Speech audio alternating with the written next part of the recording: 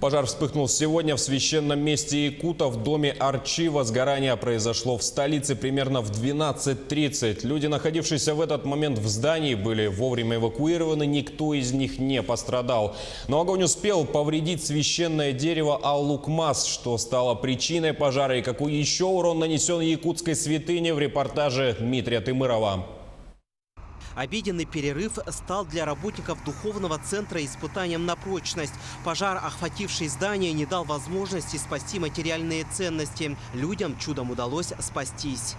Кушая, сидели, что-то дым пошел. Вышли ребята. Оттуда вот угол начал это огонь. Это получается снаружи пожар пошел, да, или как, или изнутри? Незаметно уже огонь идет уже. Вот как раз обеденный перерыв у нас был. И шел у нас семинар традиционный. И в это время как раз мы заметили, что дым идет. Дым идет оттуда, где у нас ремонт вели. Ремонтные работы в доме Арчи начались в начале сентября. Заказчиком работ является администрация города, на балансе которой стоит данный объект. Утепление они делали, все обшивки отдирали, старые утепления они убирали. И новые утепления, пенопласт, полистирол, там деревоплита. Пожар вспыхнул в той части здания, где проводились обряды Алгыс. Непосредственно здесь шли и ремонтные работы. Внутри объекта ничего ценного из техники не было.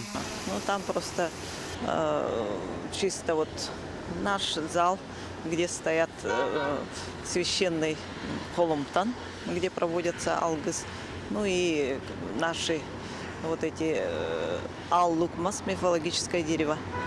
Но сейчас увидим, что будет, что останется. Увы, языки пламени добрались и до священного дерева Ал-Лукмас. В попыхах работники дома Арчи смогли взять с собой лишь пару компьютеров, один принтер и небольшую пачку документов. Все остальное осталось внутри. В 12:34 в Центр управления кризисной ситуации поступило сообщение о том, что по адресу город Якутск, улица Чернышевского, 24, горит кровля дома Арчи.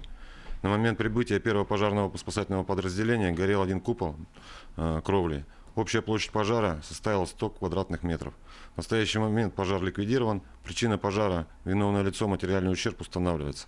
Дмитрий Тымыров, Илья Сыромятников, Георгий Григорьев, Якутск.